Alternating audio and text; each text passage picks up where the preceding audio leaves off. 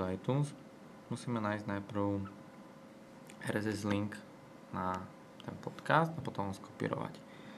Takže ako príklad si uvedieme podcasting Rádia FM,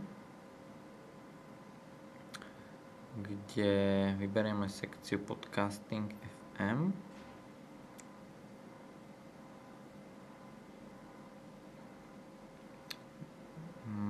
Následne nám otvorí zoznam podcastov aj s RSS linkami na daný podcast.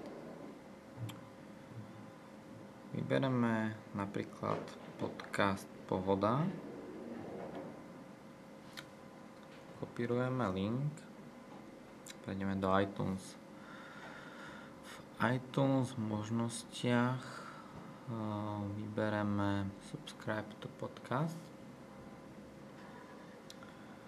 Otvorí sa nám okno, kde iba nakopírujeme ten link. Stlačíme OK a podcast sa nám automaticky začína sťahovať. Sťahovanie podcastov môžeme sledovať tu.